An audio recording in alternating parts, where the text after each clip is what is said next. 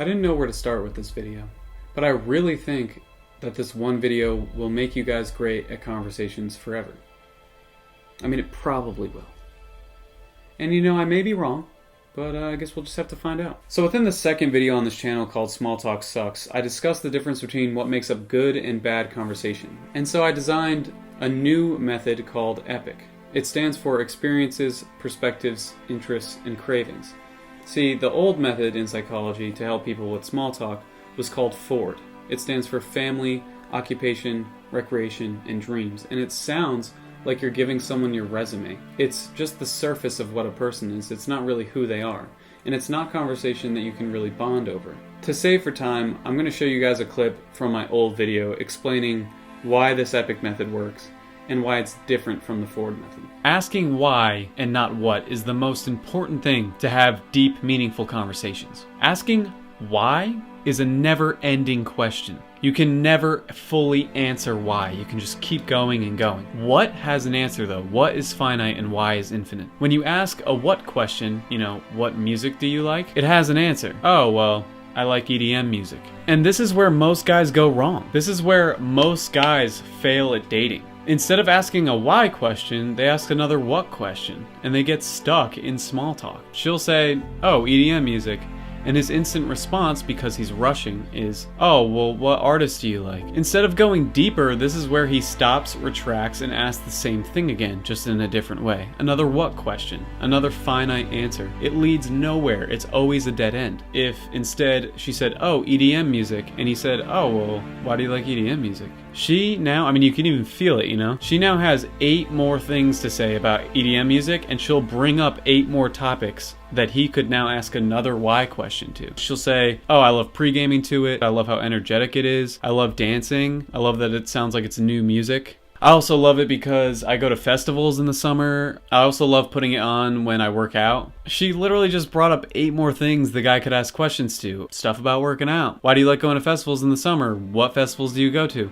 You can ask a what question again eventually, but it just needs to open up a new section for whys. It comes down to experiences, perspectives, interests, and cravings because those are the whys of your life. It's why you are who you are, not what you are who you are. If you talk about your family and what your family is and what your family does, it's what. But if you talk about your experiences with your family, that's why. With the FORD method, you're focused on having to talk about only positive things, whereas with the EPIC method, you're allowed to talk about positive and negative things. And when you only talk about positive things and your conversation is restricted to that, you come off as a nice guy. You come off as a person who has never had any real experiences that aren't just simply positive. And before I get into explaining each section of EPIC, experiences, perspectives, interests, and cravings, I do have to mention there's also 2 types of people that like to talk about 2 types of different things. There's people high in trait openness and people low in trait openness. See, people high in trait openness are very creative, think very abstractly, like to think about why. They basically like to think about why we exist and why things are the way they are. And people low in openness don't want to talk about why we exist. They want to talk about normal things like people, places, events, business, sports. These 4 subjects are really just the why of time. So experiences are the why of your past. Perspectives are timeless. Interests are more about the future, and cravings are always about the present. To start with experiences are like stories. Every time you're talking about a person's experience, you're talking about a story. And so when you're asking about a person's experience, you don't want to ask them about the subject. With the FORD method, you're talking about family, occupation, recreation, and dreams. And when you're talking about those things, you're talking about the subject. You're saying what a person's family is, what their occupation is, what their recreations are. But if I ask you them in a why way, like why did you break up with your boyfriend? Why did you not like him? What did you like about him? What do you like about boys? See, I'm asking what, but I'm actually asking a deeper why. Because what I'm really saying is, why do you like boys? Why do you not like boys? Why do you like things in your relationships? And why do you not like things in your relationships? And those things will inevitably bring up conflict, struggles, achievements, strengths, weaknesses, an overall journey of experiences that will formulate stories. And stories are really what you want to get out of a person. Whereas when you're asking them about their experiences in a what form, you're not asking for a story, you're asking for an answer. So although experiences do represent the Ford method and do resemble a what type of conversation, you can change it to become a why conversation. And that's why I named it experiences, because if you really focus on that word of experience, then you'll focus more on the why and not the what when you're talking about their past. So the reason why experiences are first on this list is because experiences are what reveal stories, and stories are basically what your conversation extends from. The second letter of EPIC stands for perspectives, and honestly, perspectives are my favorite category. Abstract conversation, philosophical conversation, I'll talk about perspectives all day. Perspectives are basically your opinions on all topics. It's where your beliefs and your political views come from. And you can always learn from someone else's perspective. You're tapping into their knowledge and you're tapping into their wisdom.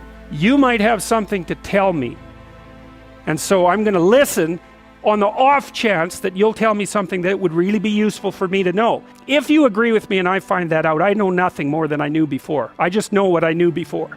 And maybe I'm happy about that because, it didn't get challenged. But I'm no smarter than I was before. But maybe you're different than me, and so while I'm listening to you, you'll tell me something I don't like. Maybe it's something I find contemptible or difficult, whatever. Maybe you'll tell me something I don't know, and then I won't be quite as stupid. And then maybe I won't run painfully into quite as many things. And that's a really useful thing to know, especially if you live with someone and you're trying to make long-term peace with them, is they're not the same as you. And their way they look at the world and the facts that they pull out of the world aren't the same as your facts.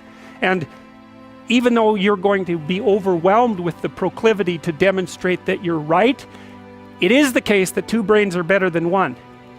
And so maybe 9 of the 10 things they tell you are dispensable, or maybe even 49 out of 50, but one thing, all you need to get out of the damn conversation is one thing you don't know. The whole point is not for either person to make the proposition or convince the other that their position is correct, but merely to have an exchange of experience about how things are set up. And it's extraordinarily useful for people because it's often difficult for anyone to find anyone to talk to that will actually listen.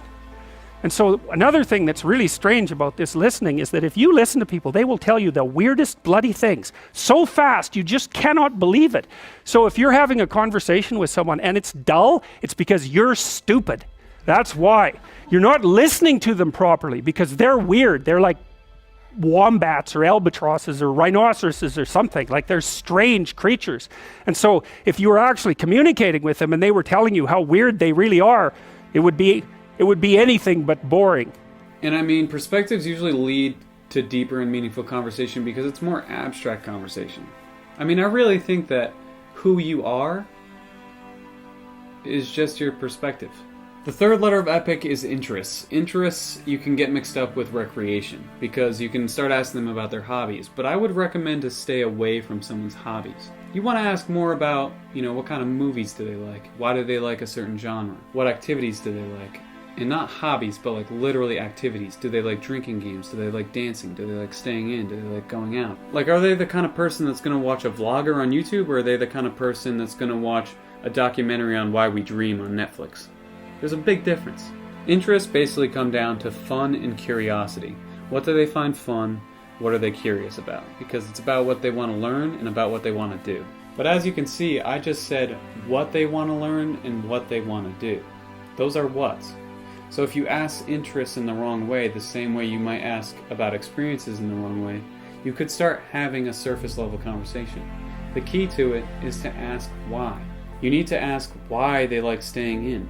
They'll tell you that when they go out, they feel like they're not bonding with anyone, and when they stay in, there's less people around, and when there's less people, it's about quality, not quantity. And they'll get into this long explanation of fun stories of their experiences about staying in. I mean, it just leads you to the next conversation.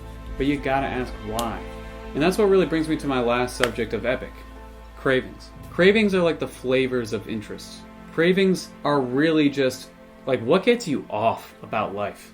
If alcohol was the interest, what they love to drink is the craving. Maybe they like drinking and maybe they like going out, but what's that favorite bar in town? What's that bar where you start talking about it and they will just grab your hand and run you out the door and be so excited to get there that they forget that they even were with people? And honestly, flirting's all about risky conversation. And I would say out of these four things, cravings is what brings up the most risky conversations.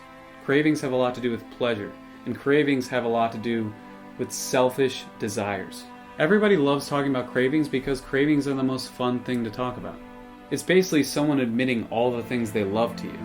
Although perspectives will always be my favorite topic out of these four, cravings is the thing that always brings you into the present. Like if you start talking about Mario Kart, or even better, Shot Kart, where you play Mario Kart, the loser takes a shot, I'll go play Mario Kart with you right now. And any other craving you talk about, eating chocolate cake, late night pizza, the more you talk about them, you're bringing someone more into the present moment.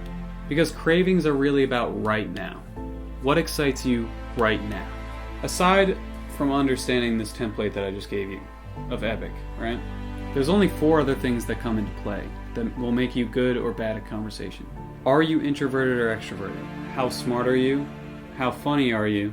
And how well do you understand people's different personalities? Because if you can distinguish between someone who's very high in openness and very low in openness, you can tailor what you're talking about to their needs, because people like to talk about what they like to talk about. So if you can kind of shape your conversation, not in a manipulative way, but just in a way that makes it more entertaining for them, then you can kind of guide the conversation using what they love talking about to get to a subject of what you both love talking about. In case you're that person that's introverted, not funny, not smart, and you don't understand people's differences in personality, at that point you might as well work on self-love, being comfortable with yourself, being honest, and just focusing on being a good listener and asking the right questions. I think having great conversations and being a confident person really just has to do with the things I just described. Self-love, being comfortable with yourself, being honest, and becoming a good listener. Because honestly, at the end of the day, people are only going to love talking to you if you love talking to you. So I guess I'll leave it at that.